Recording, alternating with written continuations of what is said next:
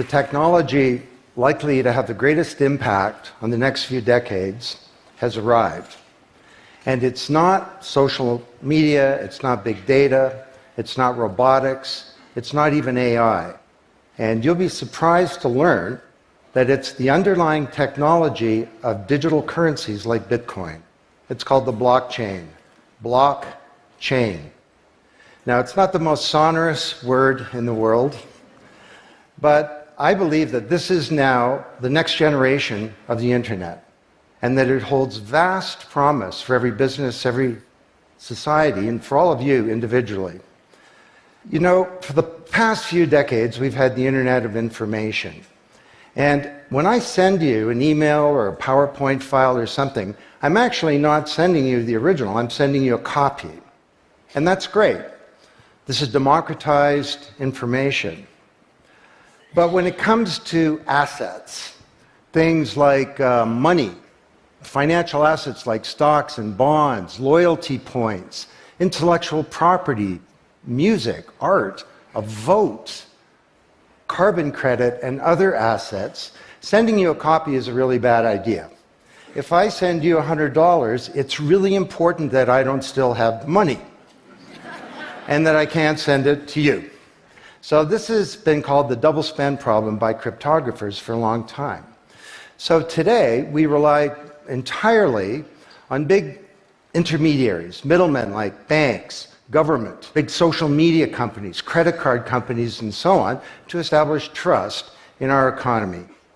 And these intermediaries perform all the business and transaction logic of every kind of commerce, from authentication, identification of people, through to clearing, settling, and record keeping. And overall, they do a pretty good job, but there are growing problems.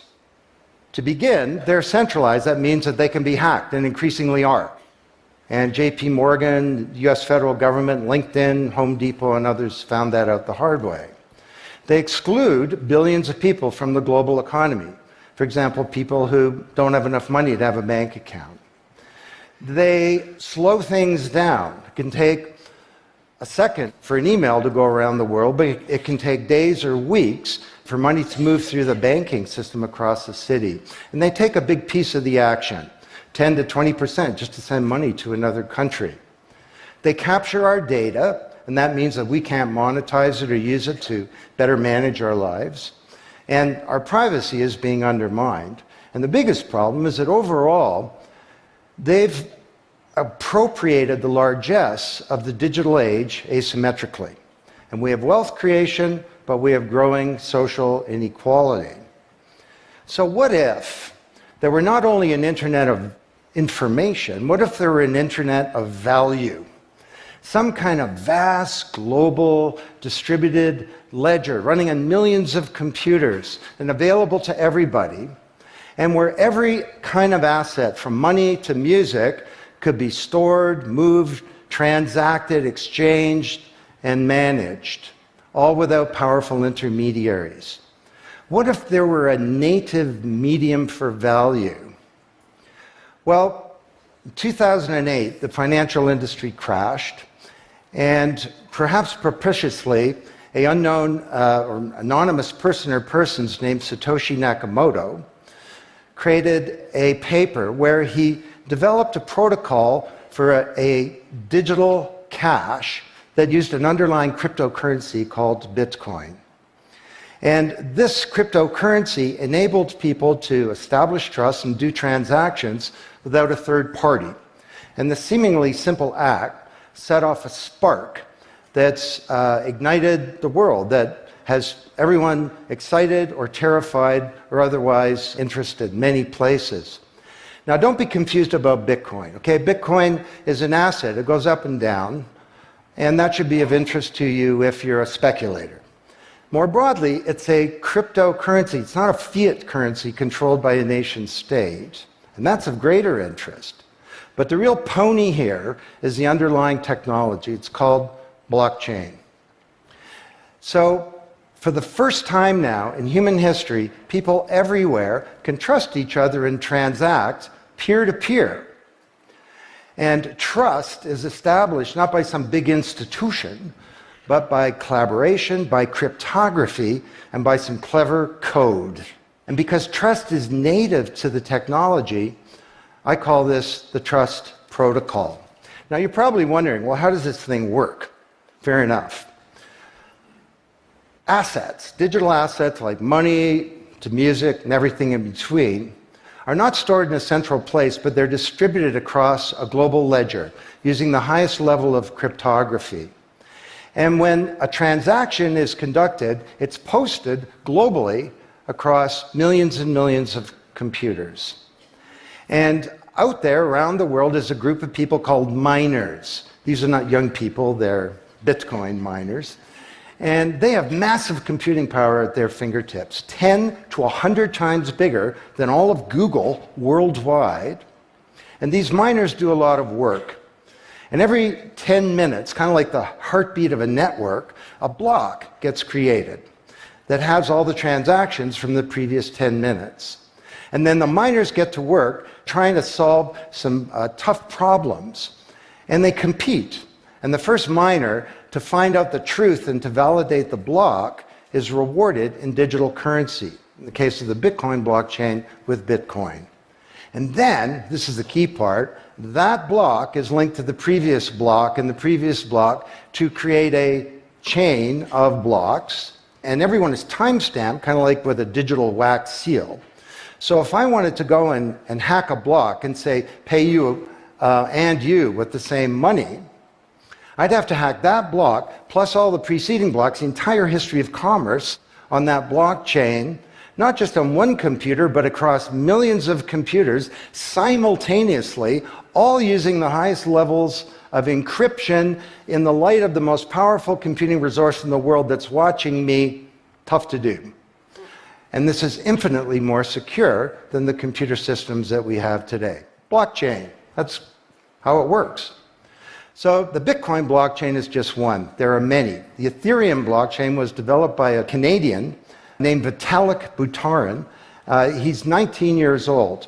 And this blockchain has some extraordinary capabilities. One of them is that you can build smart contracts. It's kind of what it sounds like. It's a contract that self-executes.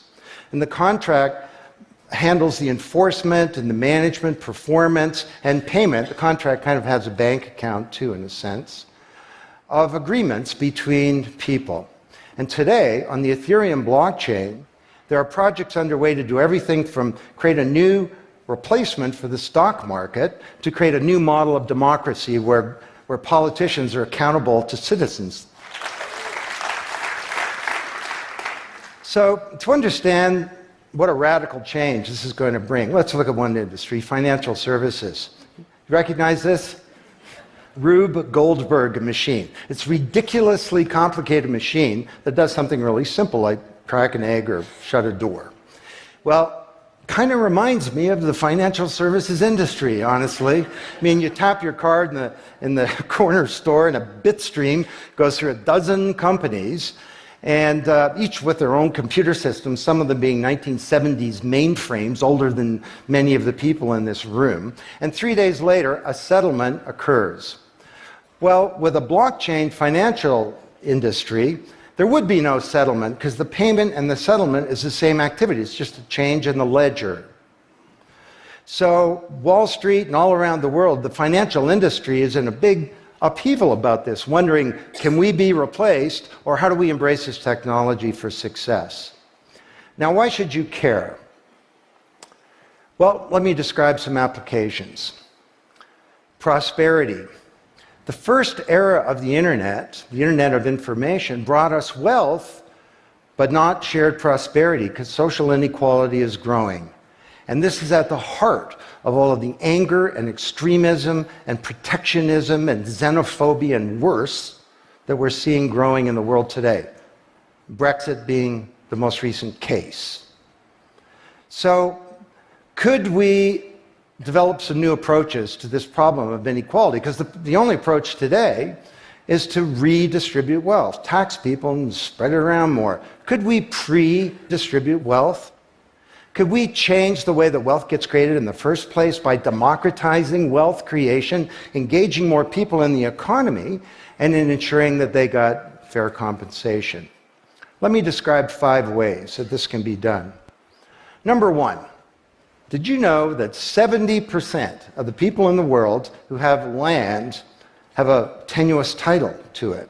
So you got a little farm in Honduras, some dictator comes to power. He says, I know you got a piece of paper that says you own your farm, but the government computer says my friend owns your farm. This happened on a mass scale in Honduras, and this problem exists everywhere. Hernando de Soto, the great Latin American economist, says this is the number 1 issue in the world in terms of economic mobility, more important than having a bank account. Because if you don't have a valid title to your land, you can't borrow against it, and you can't plan for the future.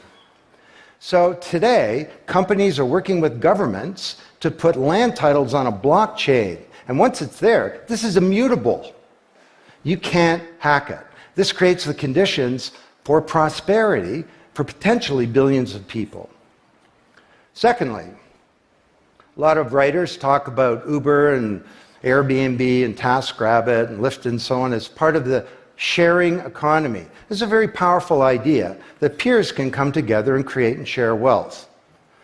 My view is that these companies are not really sharing. In fact, they're successful precisely because they don't share. They aggregate services together and they sell them. What if rather than Airbnb being a $25 billion corporation, there was a distributed application on a blockchain, we'll call it Airbnb, and it was essentially owned by all of the people who have a room to rent. And when someone wants to rent a room, they go onto the blockchain database and all the criteria sift through, help them find the right room, and then the blockchain helps with the contracting, it identifies the party, it handles the payments, just through digital payments are built into the system, and it even handles reputation, because if she rates a room as a 5-star room, that room is there, and it's rated, and it's immutable. So the big sharing economy disruptors in Silicon Valley could be disrupted, and this would be good for prosperity. Number 3, the biggest flow of funds from the developed world to the developing world is not corporate investment, and it's not even foreign aid. It's remittances. This is the global diaspora, people who've left their ancestral lands, and they're sending money back to their families at home. This is $600 billion a year, and it's growing, and these people are getting ripped off. Annalee Domingo is a housekeeper, and she lives in Toronto, and every month she goes to the Western Union office with some cash to send her remittances to her mom in Manila. It costs her around 10%. The money takes 4 to 7 days to get there. Her mom never knows when it's going to arrive. It takes 5 hours out of her week to do this. 6 months ago, Annalee Domingo used a blockchain application called Abra. And from her mobile device, she said $300 went directly to her mom's mobile device without going through an intermediary. And then her mom looked at her mobile device, and it's kind of like an Uber interface. There's Abra tellers moving around. She clicks on a teller that's a 5-star teller. He's 7 minutes away. The guy shows up at the door, gives her Filipino pesos. She puts them in her wallet. The whole thing took minutes, and it cost her 2%. This is a big opportunity for prosperity. Number 4, the most powerful asset of the digital age is data. And data is really a new asset class, maybe bigger than previous asset classes like land under the agrarian economy or an industrial plant, or even money. And all of you, we create this data. We create this asset. And we leave this trail of digital crumbs behind us as we go throughout life. And these crumbs are collected into a mirror image of you, the virtual you. And the virtual you may know more about you than you do, because you can't remember what you bought a year ago or said a year ago or your exact location a year ago. And the virtual you is not owned by you. That's the big problem. So today there are companies working to create an identity in a black box. The virtual you owned by you. And this black box moves around with you as you travel throughout the world, and it's very, very stingy. It only gives away the shred of information that's required to do something. A lot of transactions, the seller doesn't even need to know who you are. They just need to know that they got paid. And then this avatar is sweeping up all this data and enabling you to monetize it. And this is a wonderful thing because it can also help us protect our privacy. And privacy is the foundation of a free society. Let's get this asset that we create back under our control, where we can own our own identity and manage it responsibly. Finally,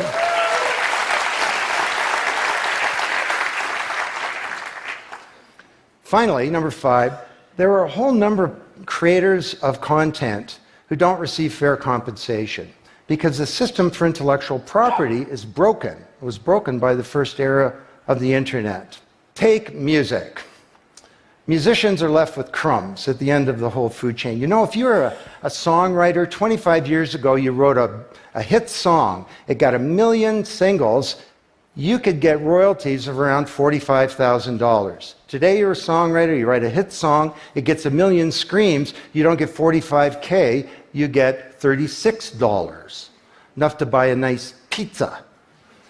So Imogen Heap, the Grammy-winning singer-songwriter, is now putting music on a blockchain ecosystem. She calls it mycelium. And the music has a smart contract surrounding it.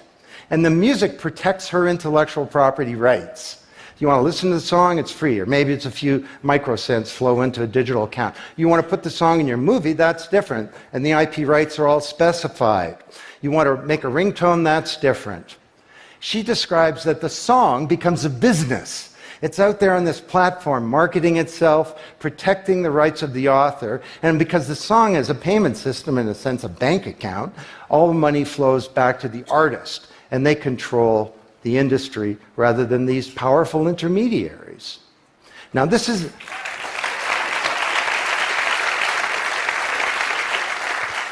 not just songwriters, it's any creator of content, like art, inventions, scientific discoveries, journalists. There are all kinds of people who don't get fair compensation, and with blockchains, they're going to be able to make it rain on the blockchain, and that's a wonderful thing.